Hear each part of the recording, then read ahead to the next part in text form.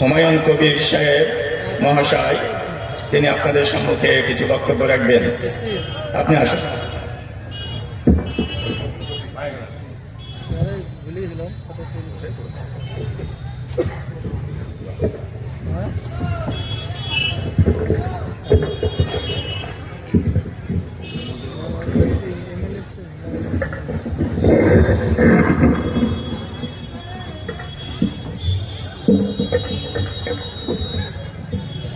আসসালামু আলাইকুম। ফুলিন্দা গ্রামে আপনাদের আজকে যে জালসার আয়োজন, সেটা মাদ্রাসার উন্নতি কল্পে। আমি কোনো জালসার সুবক্তা না, আমার পরিচিতি আপনারা আগেই আমাদের যিনি এই সভা পরিচালনা করছেন, মাহফিল চালাচ্ছেন, উনি বলেছেন আপনাদের কাছে। কয়েকদিন আগে এই গ্রামে আমার অনেক পরিচিত মানুষজন আছে, কিছু আত্মীয় স্বজনও আছে, তারা আমাকে এখানে আসার জন্য বলেছেন। আমি কালকে অবধি কলকাতায় ছিলাম, আজকে মূলত বহরমপুরেও কিছু কাজ ছিল, আর আপনাদের এটা দাওয়াত কবুল করেছিলাম, সেটা রক্ষা করার জন্যই মূলত আসতে হয়েছে। আমরা যারা ইসলাম ধর্মাবলম্বী মানুষ, গোটা বিশ্বে অনেকগুলি ইসলামিক রাষ্ট্র রয়েছে, তবুও আজকে আমরা লক্ষ্য করছি যে সেই ইসলামদের যে রাষ্ট্রগুলা, অনেক ভালো ভালো রাষ্ট্রনায়করা, তুরস্ক বলুন, ইরান বলুন, সৌদি আরব বলুন, আমির বলুন, কুয়েত বলুন, অনেক উল্লেখযোগ্য রাষ্ট্রগুলোও ইসলামের উপরে যে আক্রমণ বা যে ইসলামের উপরে অত্যাচার এক শ্রেণীর ইসরায়েলের নেতৃত্বে বা আমেরিকার মদতে যেভাবে হচ্ছে, সেটা প্রতিরোধ করার যদি সদিচ্ছা এনারা দেখাতেন, ইউনাইটেড ভাবে যদি তিনারা রোখার চেষ্টা করতেন, তাহলে আলহামদুলিল্লাহ নিশ্চয়ই হত দরিদ্র এবং অসহায় মুসলমান ভাইরা, মহান আল্লাহ তাআলা যাদের সৃষ্টি করেছেন, আমাদের সৃষ্টি করেছেন, মানুষ পৃথিবীর শ্রেষ্ঠ জীব। আমরা মানুষ শ্রেষ্ঠ জীব হয়েও আমরা কখনো কখনো আমরা বিবেকহীন। মানুষের মধ্যে যে মানুষ সত্য থাকা উচিত, ন্যায় নিষ্ঠা দিকে লক্ষ্য রাখা উচিত, হালাল খাবার খাওয়া আমাদের ইসলাম এই প্রত্যেকটা মানুষেরই সেখানে গুরুত্ব আরোপ করা উচিত।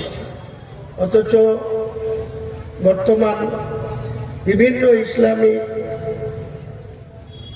যে গ্রাম বা মসজিদ বা মাদ্রাসা বা এক কথায় মুসলিম গ্রামগুলা, আমরা এখনো কিন্তু এত জালসা হচ্ছে, এত বড় বড় মাদ্রাসা হচ্ছে, এত শিক্ষা প্রতিষ্ঠান হচ্ছে, তবুও কিন্তু আমরা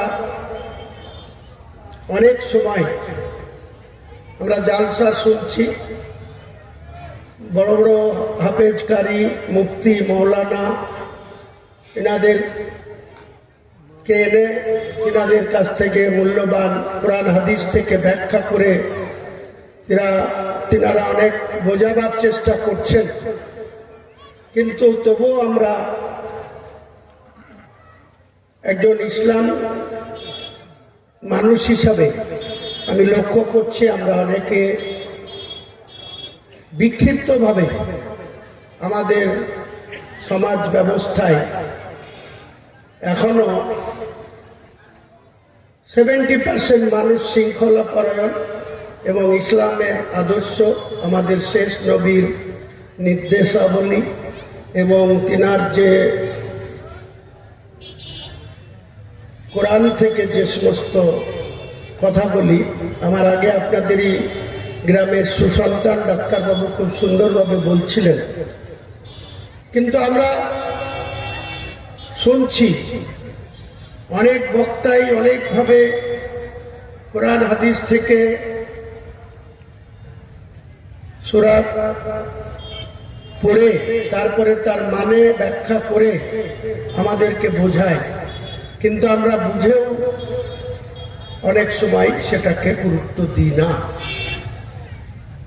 ইসলামের প্রথম কাজ হওয়া উচিত একটা সুশৃঙ্খল সমাজ ব্যবস্থাকে গুরুত্ব দেওয়া। আমাদের মুসলমানদের জন্য যেমন 5 ওয়াক্ত নামাজ পড়াটা ফরজ, সেটা যেমন নির্দেশ, সেই নামাজের মধ্যে দিয়ে সুশৃঙ্খলতা, নিজেদের ইউনাইটেড হওয়া, নিজেদের মধ্যে ঐক্যবদ্ধ ভাবে চলা। আমরা সবাই জানি আমাদের যখন জামাতের নামাজ হয়, সে ফজর রক্তের বলুন, জহুর রক্তের বলুন, জুম্মার বলুন, আসর রক্তের বলুন, মকরম রক্তের বলুন, এইসব রক্তের বলুন, সেই সব নামাজের টাইমে আমরা যখন ইমাম সাহেব এর উপরে দায়িত্ব দিয়ে আমরা যখন নামাজের কাতারে খাড়া হই, তখন আমরা নিশ্চয়ই আল্লাহর প্রতি সম্পূর্ণ আস্থা রেখে সেই ইমাম সাহেব যেভাবে আমাদের নামাজ পড়ান আমরা হুবহু সেটাকে মান্যতা দিই।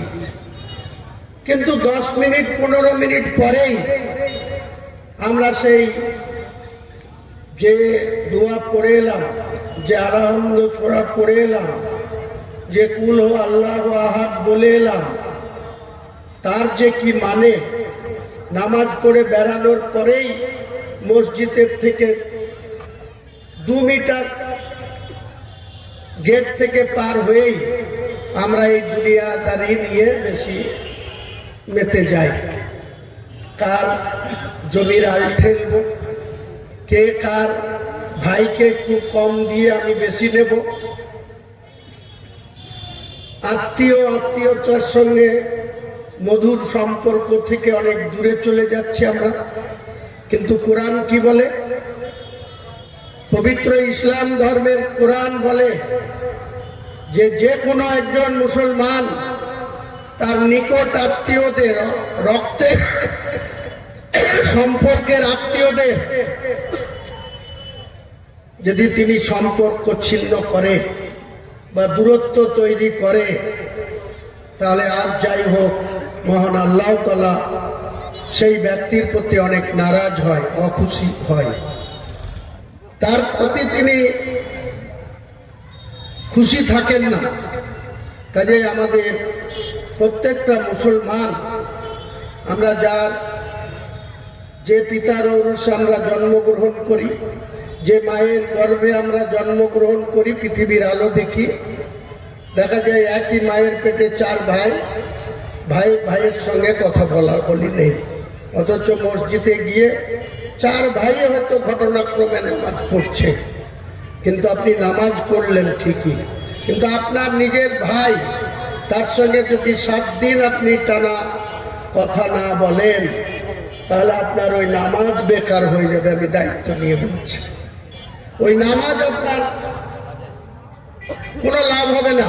আপনি লোক দেখানো নামাজ পড়া হবে, মসজিদে যাওয়া হবে, যত ঝামেলাই থাক না কেন, সেই ভাইয়ের সঙ্গে আমাদের মিলনের দরকার, মেলামেশা করার দরকার, আত্মীয়তার বন্ধনকে অটুট রাখার দরকার। কিন্তু আমরা জালসা দিই, জালসাতে সহযোগিতাও করি, খাওয়া দাওয়াও হয়, ভালো ভালো বক্তা এনে তেনাদের কাছ থেকে অনেক উপদেশ, কোরআন হাদিসের থেকে অনেক অভিজ্ঞতা অর্জন করি, কিন্তু বাস্তবে আমরা কোনো জায়গায় গিয়ে সেটা সম্পূর্ণভাবে অস্বীকার করি বা তার খেলাফ কাজ করি, তার বিরুদ্ধচারণ করি, বা সেই সমস্ত দায়িত্ববান একজন মুসলমান হিসাবে যে কাজ করা উচিত তার বিরুদ্ধে গিয়ে আমরা আচরণ করি। তাই আমরা আগেই বলেছি আপনাদের, আমি কোনো জালসার সুবক্তা নই, কারণ আমি আরবি পুরোপুরি কোরআন পড়তে পারি না, কিন্তু কোরআনের বাংলা কোরআন আমি পড়াশোনা করি। আরও অনেক হাদিসের বই সময় পেলেই একটু চোখ বোলাই। তা থেকে আমার যা মনে হয়েছে, তাতে আমরা এখনো মুসলিম সমাজ অনেকটা পিছিয়ে আছি। আমাদের সমাজগতভাবে আমাদের এগুলা সুশৃঙ্খল বা ইসলামিক কালচার বা ইসলামের যে আদর্শ, নবী সাহেবের যে চলা, নবী সাহেবের আখলাক, নবী সাহেবের যে ভাবে তিনি 63 বছরের জীবনযাপনে তিনার আত্মীয়দের কাছ থেকেও অনেক আঘাত এসছে। সেই সময় নবী সাহেব তিনার যে জীবন, সবাই আমরা জানি তিনি জন্মাবার আগেই তার পিতাকে তিনি হারিয়েছিলেন।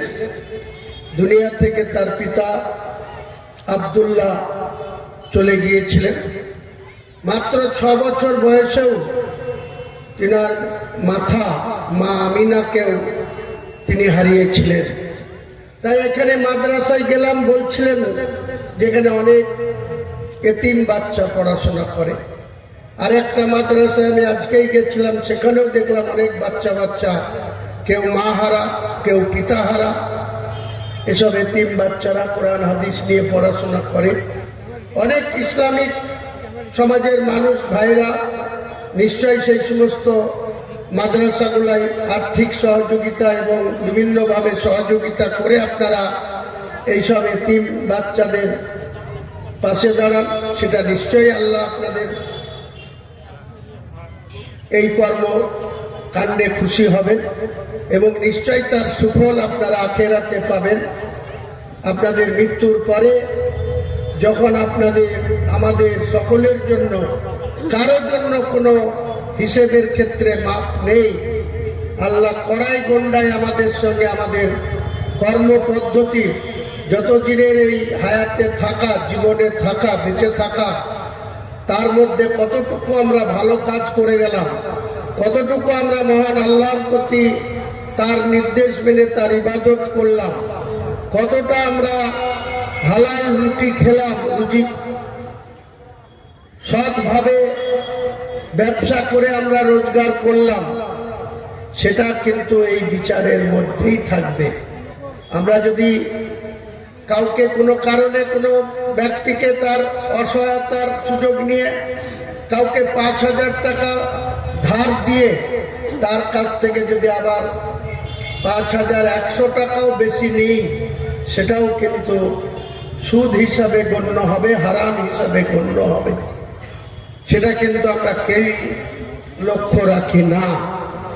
আমরা কাউকে একটা টাকা ধার দিলাম, কোনো কারণে সে সময় মতো দিতে পারলো না, তার সঙ্গে আমরা অনেক দুর্ব্যবহার করি, অনেক কড়া কথা বলি। তার এমনও আমাদের উদাহরণ জানা আছে, তার জোর করে কোনো সম্পদ আটক করা হয়, তুলে নিয়ে আসা হয়। এসব জুলুম সমাজে আছে, কিন্তু ইসলাম ধর্মে মানুষের প্রতি কোনো জুলুম করা হারাম, এটা আমরা কিন্তু লক্ষ্য করি না। তাই আমি বেশি আমার বক্তব্য বাড়াবো না। আপনারা জানেন যে আমাকে অনেকটাই যেতে হবে, আবার গঙ্গা পার হয়ে তারপরে ওপারে আমার বাড়ি। যে কমিটি আমাকে এখানে আসতে বলেছেন বা দাওয়াত দিয়েছিলেন, আমি আসতে পেরে ওনাদের সেই দায়িত্ব পালন করতে পেরে আমি নিশ্চয়ই মহান আল্লাহ তাআলার কাছে এটাই আবেদন করব, মহান আল্লাহ তাআলা যেন আমার যত গুনাহ, যত ভুল কাজ বা যত অন্যায় কাজ থেকে আমাকে বিরত রাখেন, সৎ পথে চলার তৌফিক দান করেন এবং আমাদের পবিত্র ইসলাম ধর্মাবলম্বী মানুষের যে কোনো বিপদে আল্লাহ তো নিশ্চয়ই হেফাজত করেন। তবুও আমাদের দেখতে পাই এই মুর্শিদাবাদের মতো জায়গায়, যেখানে শতকরা প্রায় 72 জন মুসলমানের বাস, সেই জায়গাতেও কখনো কখনো আপনাদের বেলডাঙায় অমুসলিমরা আমাদেরকে তাচ্ছিল্য করে, অপমান করে, করার সাহস পায়। কেন পায়? কখনো কখনো আমাদের ওপারে 50-50%, আমরা 50% মানুষ, 5টা অঞ্চলে যত জনবসতি আছে মুসলমান, আর 50% হিন্দু। তাদের মধ্যে অনেক অর্থশালী আছে, অনেক শিক্ষাবিদ আছে, অনেক বাইরের রাষ্ট্রে তারা থাকে। তাদের মদতে আমরা অনেক অসহায়তা বোধ করি। একটু আগে বলছিলেন, যখন নূপুর শর্মা বলে একজন বিজেপির নেতা বা নেত্রী, তিনি যখন আমাদের শেষ নবী মোহাম্মদ মুস্তাফা সাল্লাল্লাহু আলাইহি সাল্লামের প্রতি কটূক্তি এবং বাজেভাবে মন্তব্য করলেন, তাই নিয়ে বাংলার বিভিন্ন প্রান্তে, হাওড়ার বাঁকড়া থেকে শুরু করে, নদিয়ার নাকাশিপাড়া থেকে শুরু করে, মুর্শিদাবাদ জেলার এই দৌলতাবাদ থানা, আপনাদের বেলডাঙ্গা থানা, আমাদের রেজিনগর থানা, শক্তিপুর থানা,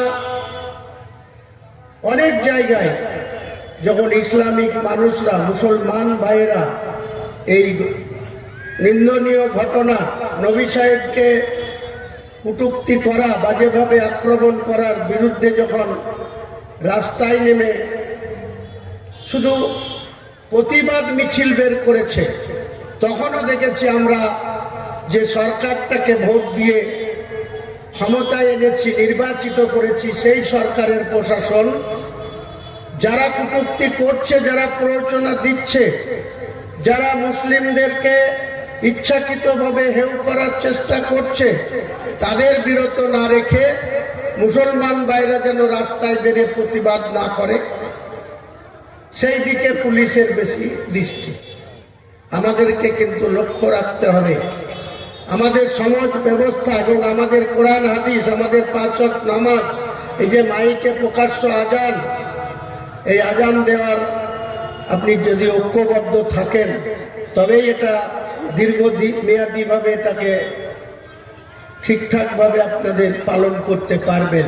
আর আমরা যদি সমাজের মধ্যে দ্বিধা বিভক্ত হই, আলাদা আলাদা মত প্রকাশ করি, একটা ইমাম নামাজ পড়ান, তাকে মাত্র সামান্য 8,000-10,000 টাকা বেতন দেওয়া হয়, তিনিও রক্তে মাংসে গড়া মানুষ, তিনিও হয়তো একটা গরিব পরিবারে থেকে এসছেন, তার ভুল ধরতে ব্যস্ত, তাকে কি করে এখান থেকে, সেই মসজিদ থেকে তাড়ানো যাবে তা নিয়ে আমাদের কিছু ব্যক্তি তৎপর থাকি, কিন্তু তাকে সহযোগিতা করা বা তাকে কোনো ভুল কাজ করলে সেখান থেকে সংশোধন হওয়ার সুযোগ কিন্তু দেন না।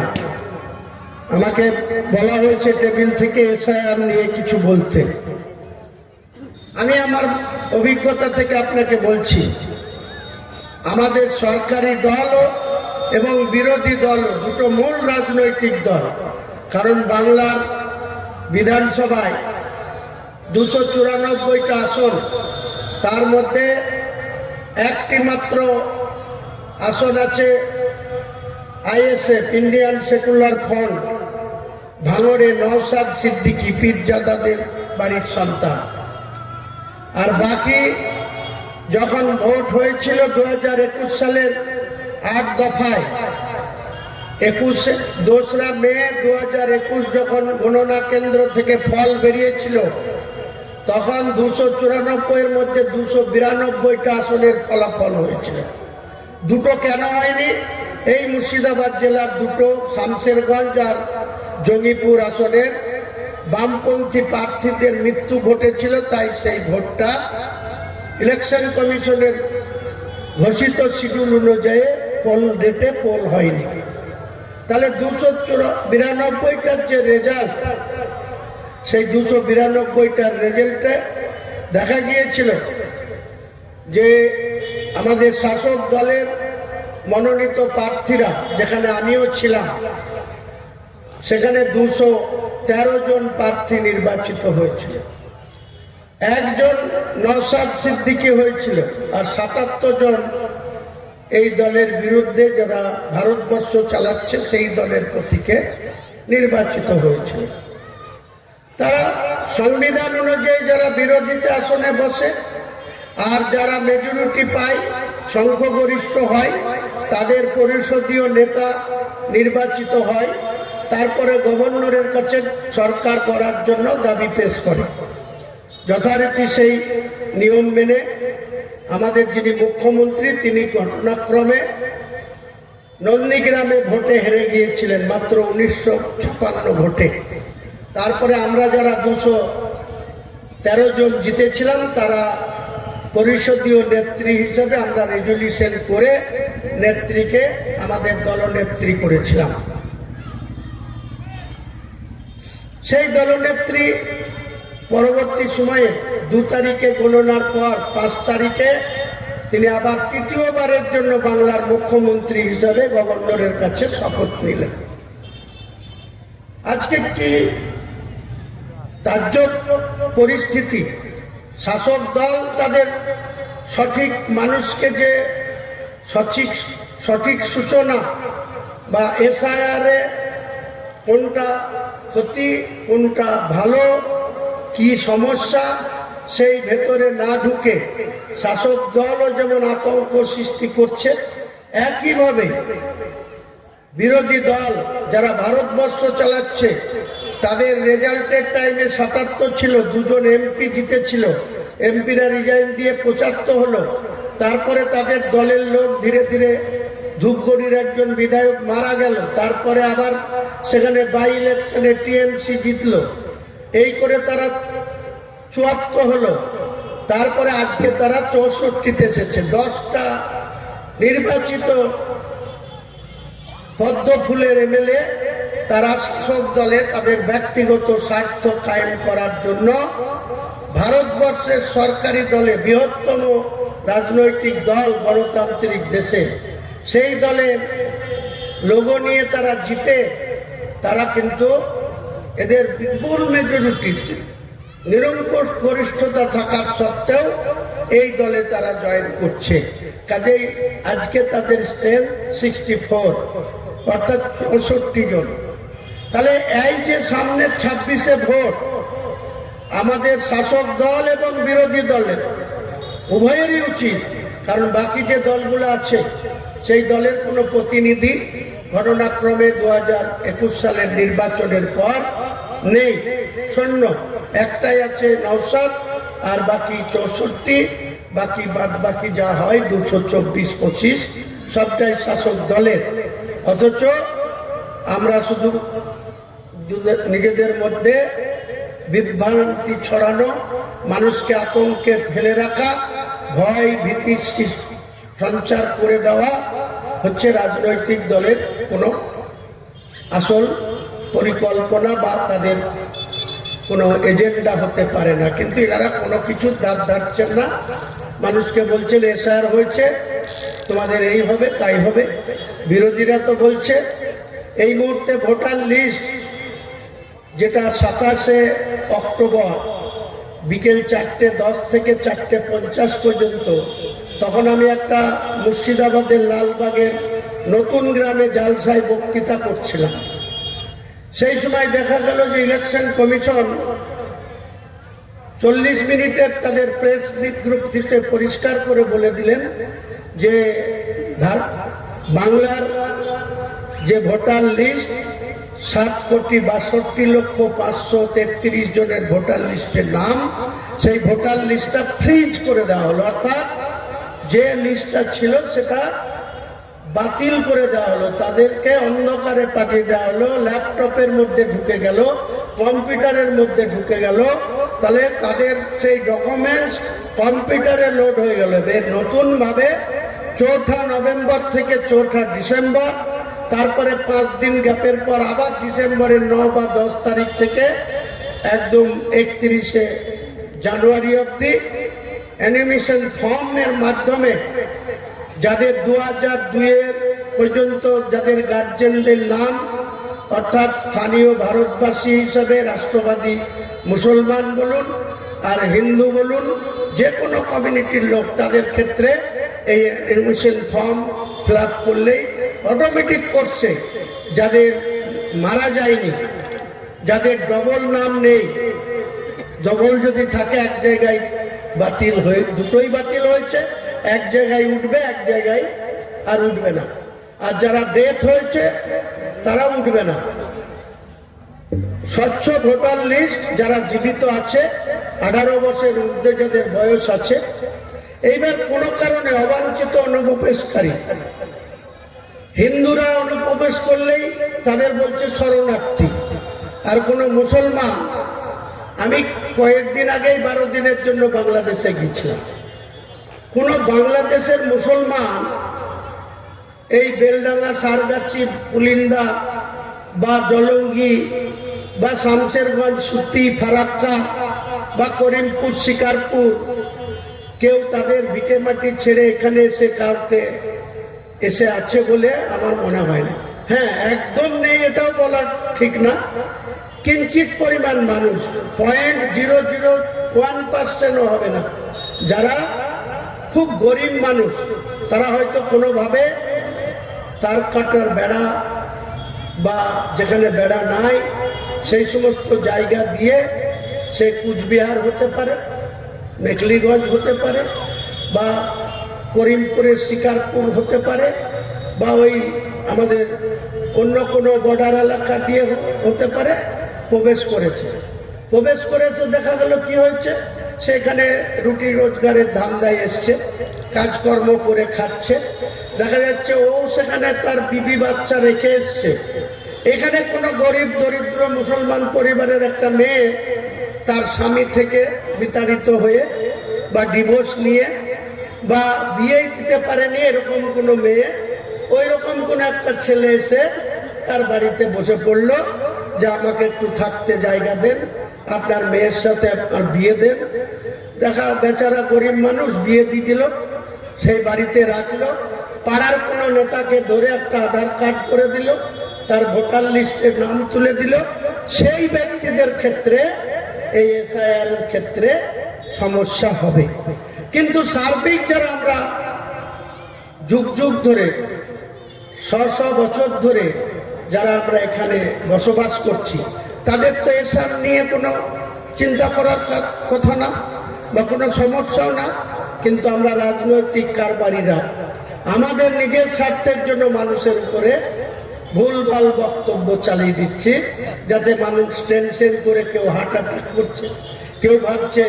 এই বহরমপুরে একটা গত 2 দিন আগে ঘটেছে, হিন্দুদের অবশ্য, শাহাদে, তার মেয়ের বিয়ে হচ্ছে। তার মেয়ে বলেছে, বাবা আমার ভোটার লিস্টের ফর্ম দিচ্ছে না, 2002-এর তালিকা নাম থাকতে হবে, সেই কাগজ পাঠাও। তো বাবা বলেছে, আরে 2002-এর তো আমারই নাম নাই, তো তোকে কি করে কাগজ পাঠাবো? এই করতে করতে তার বাবা, তার জামাই পেশার, তার মেয়ের পেশার, সে সামান্য ঝালমুড়ি বেচে বেড়াতো। সে হঠাৎ করে দুপুরবেলায় বাড়ি এসে ঝালমুড়ির জায়গাটা রেখে তার বাড়ির পাশে একটা পিটুলি গাছে গামছাই গলায় দড়ি দিয়ে মরে গেছে। দেখছে আমার মেয়ের কাছে, জামাইয়ের কাছে ডকুমেন্টস পাঠাচ্ছে পারবো না, তাহলে আমার মেয়ে জামাইয়ের কি হবে? যা হবে হোক, আমিই থাকবো না পৃথিবীতে। এরকম ঘটনা 2-4টে ঘটছে। এটার জন্য তো আগে থেকে যদি তারা সতর্ক থাকতো, আগে থেকে যদি তারা নিয়মকে বেশি মান্যতা দিত, গুরুত্ব দিত, তাহলে তো আজকে এই ধরনের সম্মুখীন হতে হতো না, তাকে সুসাইড করতে হতো না। এরকম ঘটনা আজ অব্দি 10টা ঘটেছে গোটা পশ্চিমবাংলায়। আর কিছু নেতারা, অপোজিশনের নেতারা বলছে 1 কোটি নাম বাদ যাবে। রোহিঙ্গা আছে লক্ষ লক্ষ লক্ষ লক্ষ বেআইনি মুসলিম অনুপ্রবেশকারী বাংলাদেশ থেকে সেখানে আছে, এর কোনো অস্তিত্ব নাই, কোনো বিশ্বাসযোগ্যতা নাই। কারণ রোহিঙ্গাদের আসার মতো কোনো রাস্তা, কোনো বর্ডারই আমাদের পশ্চিমবাংলায় নেই। রোহিঙ্গাদের বর্ডার যান কোথায়? মণিপুর, ত্রিপুরা পার করে মণিপুর, তারপরেও অন্য জায়গা দিয়ে রোহিঙ্গাদের পাশাপাশি বর্ডার। আর বাংলাদেশের বর্ডার তো ত্রিপুরা পর্যন্ত, আগরতলা, ওদিকে বাংলাদেশ, এদিকে আমাদের সুন্দরবন থেকে শুরু করে কুচবিহার পর্যন্ত। এই যে আমি কদিন আগে বললাম আমি প্লেনে গেলাম 28শে সেপ্টেম্বর, তারপরে ঢাকায় নামলাম, ঢাকা থেকে একদিন থেকে পরে আবার প্লেন ধরে কক্সবাজার গেলাম, সেখানে 3 দিন থাকলাম। কক্সবাজার থেকে একটা হোটেল সিগাল বলে 5 স্টার হোটেলে থেকে আমার ওখানে একজন জানাশোনা ছিল, সে আমাকে একটা 4 কোটি টাকা দামের গাড়ি চাপে, সেই গাড়িটা আমাকে দিল যে আপনি যে কদিন থাকবেন এখানে চাপেন।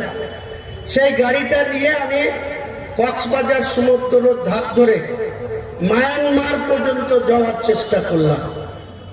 10 কিলোমিটার দূরে থাকতে, যেখানে মায়ানমারের উদ্বাস্তুরা সেই চরের দ্বীপে, যেখানে প্রায় 18-20 লাখ মানুষ, তারা মুসলমান, তারা সেখান থেকে দেশ থেকে বিতাড়িত হয়ে আছে, তাদেরকে বাংলাদেশের সরকার এবং রাষ্ট্রসংঘ থেকে যৌথভাবে তাদের ত্রাণ লাইন ধরে গাড়ি গাড়ি করে ত্রাণ দিচ্ছে। আর এখানকার লিডার অফ দ্য অপোজিশন থেকে শুরু করে তারা বলছে এই পশ্চিম বাংলায় লক্ষ লক্ষ না কোটি কোটি রোহিঙ্গা আছে। তাহলে এইসব মিথ্যা কথা, এইসব মিথ্যাচার করার কোনো জবাব একটাই আছে, যখন নির্বাচন আসবে জেনে বুঝে সৎ ব্যক্তিকে আপনারা নির্বাচিত করুন, জান্নিওয়ালাকে আপনারা নির্বাচিত করুন, মুসলিম সমাজের হয়ে যে কথা বলবে তাদের পক্ষে ভোট দিন। সামান্য সামান্য স্বার্থের জন্য বাড়িতে একটা পায়খানার টাকা দিয়ে পায়খানা করে দিবে, না একটা টিউবওয়েল বসিয়ে দিবে বলে আপনি যাকে তাকে নির্বাচিত করবেন, তাহলে কিন্তু আপনাদেরকে এই সমস্ত জিনিস ফেস করতে হবে।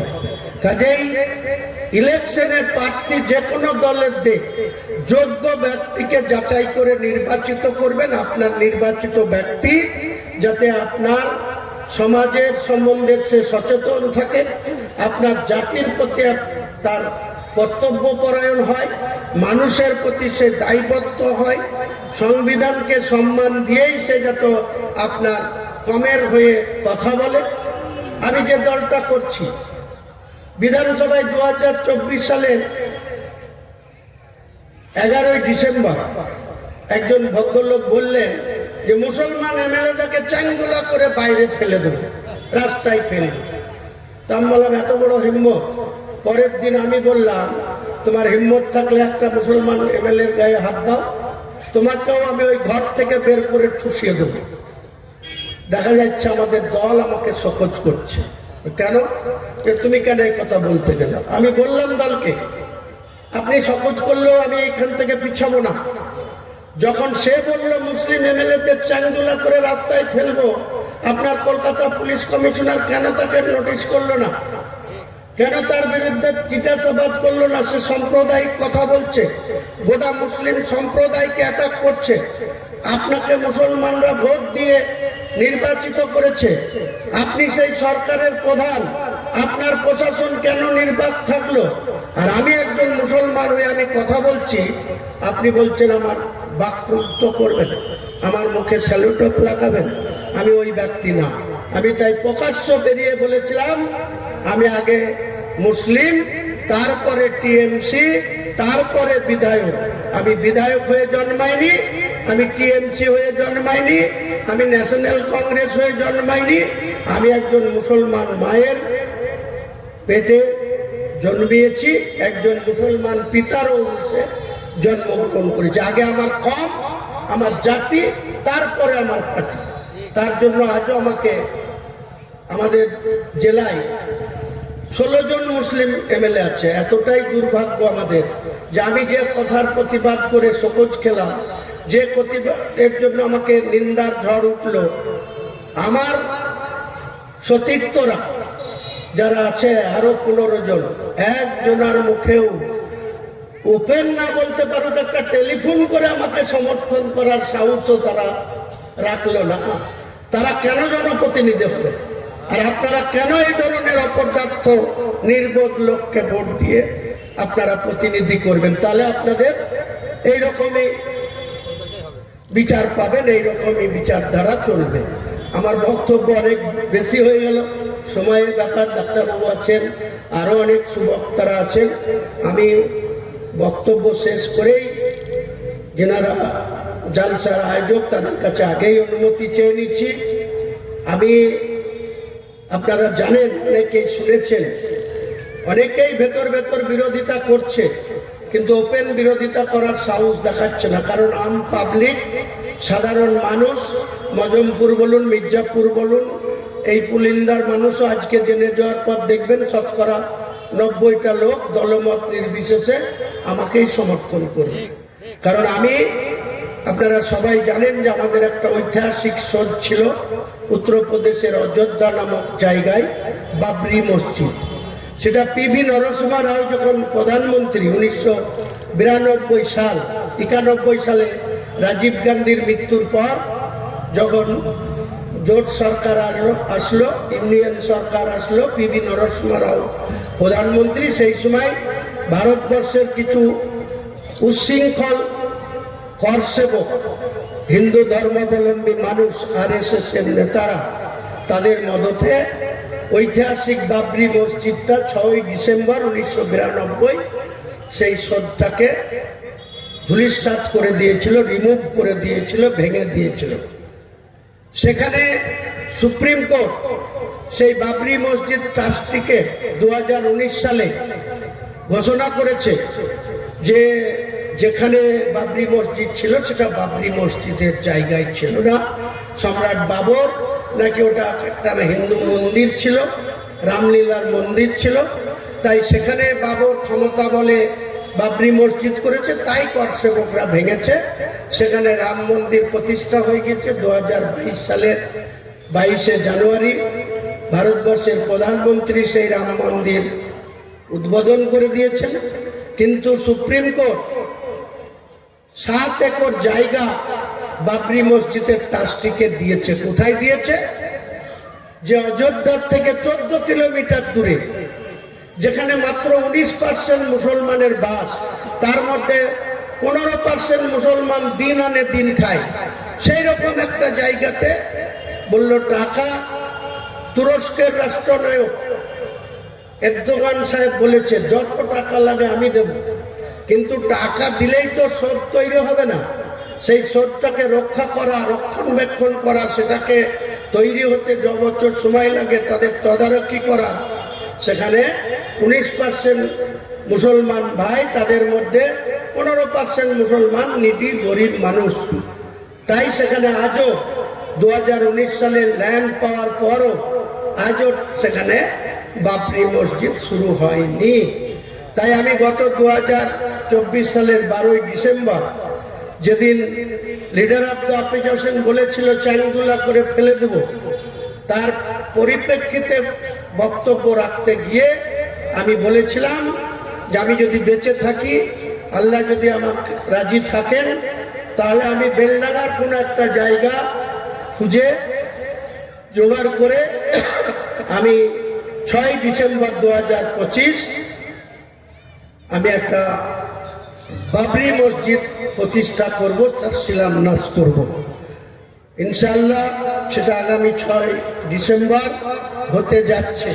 আপনাদের সকলের আর্থিক সহযোগিতা যারা পারবেন করবেন, না পারলেও মন দিয়ে উপস্থিত হয়ে শিলান্যাসের দিনে আমাদের মনকে আরো সাহস যোগাবেন, আমাদের সঙ্গে থাকবেন।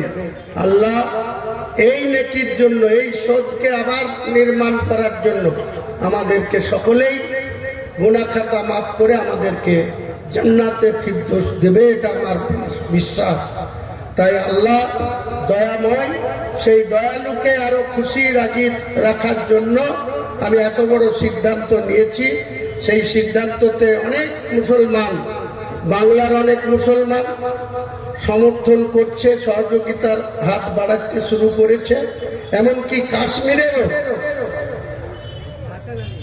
এখন নিয়ে দিতে হবে না, এখানে রাখেন, কাশ্মীরেরও মুসলমানরা আমাকে সরাসরি ফোন করে বলেছে আপনি শুরু করুন, আমরা আপনার পাশে আছি, অর্থ দিয়ে সবকিছু দিয়ে সহযোগিতা করব। অথচ আমাদের এখানে লোকালে কিছু মানুষ এখনো গিবত গিল্লা গিয়ে বেড়াচ্ছে চায়ের দোকানে, কোথাও বলছে ও বলছে, ও বাজে কথা, ও হবে না, না হোক তাই তারা চাইছে। তাদেরকে কি বলবেন? মুনাফিক বলতে হবে। ইসলামের কোরআন হাদিস মোতাবেক এই ধরনের ব্যক্তিকে আল্লাহ বলেছে তুমি মুনাফিকি খাতায় নাম লিখায়ও না, তাহলে তোমার জাহান্নাম তোমার অবধারিত হবে। তো তবু জেনে বুঝেও কিছু মুসলমান, অমুসলিম তো বিরোধিতা করতেই পারে, তাদের সেটা করলে আমার কোনো দুঃখ নেই, কিন্তু মুসলমান সমর্থন করলো না, আবার উল্টে যদি বিরোধিতা করে তাহলে সে মুনাফিকের খাতায় নাম লিখাবে। তাই আপনারা এদিকে সজাগ থাকবেন। আগামী দিনে আপনারা সবাই ভালো থাকুন। এই গ্রামের সর্বস্তরের মানুষের সুস্বাস্থ্য, মহান আল্লাহ তাআলার কাছে আমি শুকরিয়া আদায় করছি, যাতে এই গ্রামের সর্বস্তরের মানুষরা ভালো থাকে, সুস্থভাবে বেঁচে থাকেন। যারা অসুস্থ আছে তারাও এই জালসার ওছিলায়, বক্তাদের দোয়ায় যেন তারাও সুস্থ হয়ে ওঠে, এই আবেদন রেখে সকলকেই আমার বক্তব্যের মধ্যে কোনো ভুল ত্রুটি হলে আপনাদের বন্ধু, আপনাদের ভাই, আপনাদের আত্মীয়, আপনাদের প্রতিবেশী, আপনাদের একজন ইসলাম ভাই হিসাবে আমাকে ক্ষমা করে দেবেন। আসসালামু আলাইকুম ওয়া রাহমাতুল্লাহি ওয়া বারাকাতুহু।